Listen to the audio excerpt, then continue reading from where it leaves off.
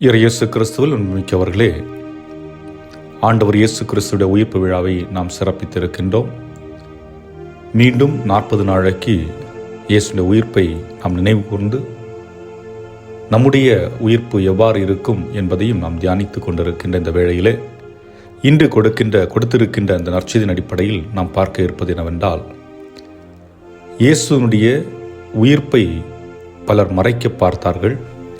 ஆனால் வரலாற்று பூர்வமாக அதை நாம் எப்படி புரிந்து கொள்வது என்பதையும் ஒரு சில விடயங்களோடு நாம் பார்க்க இருக்கின்றோம். யூதர்கள் மத்தியிலே முதல் நூற்றாண்டிலே உயிர்ப்பை பற்றி பல்வேறு விதமாக பேசப்பட்டது. அதாவது பரிசேயர்கள் உடலோடு நாம் உயிர்த்தெழுவோம் என்று நம்பினார்கள். சதுசேயர்கள் உயிர்ப்பின் மீது நம்பிக்கை கொள்ளவில்லை. ஆகவே இயேசு உயிர்த்தெழுந்தார் என்ற ஒரு செய்தி அவர்களுக்கு ஒரு ஆச்சரியத்தை கொடுக்கின்றது. ஏனென்றால் இந்த உயிர்ப்பின் நிகழ்வானது அவர்களுடைய கலாச்சாரத்திலும் ஒரு விதமான குழப்பத்தை ஏற்படுத்துகின்றது. அதுபோன்று அரசியலிலும் ஒரு விதமான குழப்பத்தை ஏற்படுத்துகின்றது. அதுவும் அன்றைய காலகட்டத்திலே பெண்கள் ஒரு செய்தியை சொன்னார்கள் என்றால் அதை ஏற்றுக்கொள்ள மாட்டார்கள் என்றால் ஆணாதிக்கம் நிறைந்த சமூகமாக இருந்தது. இன்றும் பல நேரங்களில் அப்படித்தான் இருக்கிறது, ஆனால் அந்த அளவிற்கு இல்லை. ஆனால் அன்றைக்கு ஒரு பெண் ஏதாவது சொல்லி இருந்தால் அந்த செய்தியானது வெளியே சொல்லப்பட மாட்டாது, அது கண்டுகொள்ள மாட்டார்கள் என்பதுதான். ஆனால் அதே நேரத்திலே மத்தேயு ஒரு பெண்கள் சொன்ன அந்த செய்தியை அவர் உண்மை என எழுதுகின்றார். ஏனென்றால் பெண்கள் தான் இயேசுவை முதலில் சந்தித்தார்கள், பார்த்தார்கள் என்று எழுதுகின்றார்.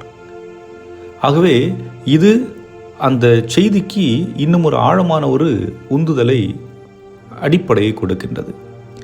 ஏனென்றால் இயேசுவை கண்டவர்கள் பெண்கள் என்பது அன்று மக்கள் நம்பவில்லை என்றாலும் அதுதான் உண்மை என்பதை விளக்கும் விதமாக அமைந்திருக்கின்றது. அதுபோன்று இயேசுடைய கல்லறைகளை பாதுகாப்பதற்கு உரோமை படைவீரர்கள் நிறுத்தப்படுகின்றார்கள்.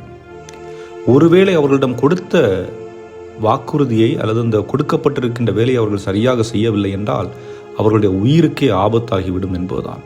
ஆகவே இந்த இடத்திலே யூத தலைவர்கள் பணம் கொடுத்து இயேசுடைய உயிர்ப்பை மறைப்பதற்கு முற்படுகின்றார்கள். அன்றைய காலகட்டத்திலே மத தலைவர்களாகவும் முடிவெடுக்கும் பெரும் இடங்களில் இருந்தவர்கள் சதுசேயர்கள். ஆகவே அரசியலிலும் மதத்தினுடைய உச்சத்திலும் எருசலேமில் அதிகமாக இருந்தவர்கள் அவர்கள்தான். ஆகவே இயேசுடைய உயிர்ப்பு என்பது அவர்களுடைய அரசியலுக்கும் அவர்களுடைய மத போதனைக்கும் பாதுகாப்பு அல்ல என்பதை உணர்ந்தவர்கள் இவற்றை மறைப்பதற்கு முற்படுகின்றார்கள்.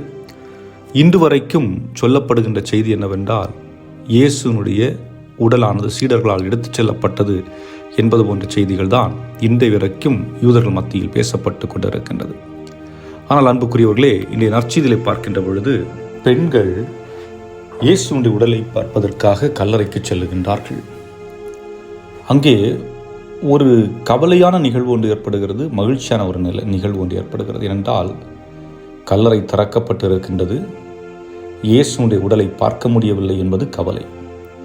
ஆனால் மகிழ்ச்சி என்னவென்றால் இயேசு உயிரோடு இருக்கின்றார், உயிர் திறந்து விட்டார் என்பது ஒரு மகிழ்ச்சியான ஒரு விடயம். ஆனால் அந்த கல்லறைக்கு முன் வைக்கப்பட்டிருந்த அந்த கல் மிகப்பெரிய கல், அது உள்ளிருந்து திறக்க முடியாத ஒரு கல். அதற்கு ஏற்றாற்போல் பாதுகாப்பும் கொடுக்கப்பட்டிருந்தது. ஆனால் அவற்றையும் உடைத்து கொண்டு இயேசு வெளியே வந்தார். ஆனால் இங்கே கேள்வி என்னவென்றால், யூதர்களுக்கு பயந்தும் உரோமையர்களுக்கு பயந்தும் சீடர்கள் ஒளிந்து கொண்டார்கள். கல்லறைக்கு பாதுகாப்பு போடப்பட்டு இருக்கிறது. அப்படி இருக்கின்ற பொழுது பயந்து ஓடிய சீடர்கள் எப்படி வந்து கல்லறையை அப்புறப்படுத்த முடியும்? இயேசு தோற்றுவிட்டார் என்ற ஒரு எண்ணத்தில் தான் அவர்கள் ஒளிந்து ஓடுகிறார்கள். ஏனென்றால் உண்மையான வெற்றி என்ன என்பது அவர்களுக்கு தெரியவில்லை. அப்படி இருக்கின்ற பொழுது இயேசுடைய உடலை அவர்கள் கடத்தி சென்று எப்படி மீண்டும் தைரியத்துடன் வந்து போதிக்க முடியும்? நிச்சயமாக முடியாது. அப்படி என்றால் அங்கே ஏதோ ஒன்று நடந்திருக்கிறது. நடந்தது வேறு ஒன்றுமல்ல, இயேசுடைய உயிர்ப்புத்தான். இயேசு உயிர்த்தெழுந்ததை பார்த்தவர்கள் தைரியம் கொண்டவர்களாக முன்வருகின்றார்கள், இயேசுவை பற்றிய போதிக்கின்றார்கள். தங்களுடைய உயிர் இனி போனாலும் கவலை இல்லை, ஏனென்றால் இயேசு உயிர்த்தெழுந்தது போன்று நாங்களும் உயிர்த்தெழுவோம் என்ற நம்பிக்கை அவர்களுக்குள் எழுவதை நாம் பார்க்கின்றோம். ஆகவே பொய்யை பல பரப்பினாலும் உண்மை என்றைக்கும் நிலைத்து நிற்கும் என்பதுதான். ஆக பொய் என்பது தற்கொலைக்கு சமம் என்பதை நாம் புரிந்து கொள்ள வேண்டும். ஆகவே அன்புக்குரியவர்களே, இயேசுவினுடைய உயிர்ப்பு உண்மை என்று நம்புவோம். அது மட்டுமல்ல, இயேசு உயிர்த்தெழுந்தது போன்று நாமும் அவரால் உயிர்த்தெழச் செய்யப்படுவோம் என்ற நம்பிக்கையோடு நம்முடைய வாழ்வை இவ்வுலகில் வாழ்வோம். இறைவன் உயிர்த்த ஆண்டவர் உங்கள் அனைவரையும் நிறைவாக ஆசீர்வதிப்பாராக. ஆமென்.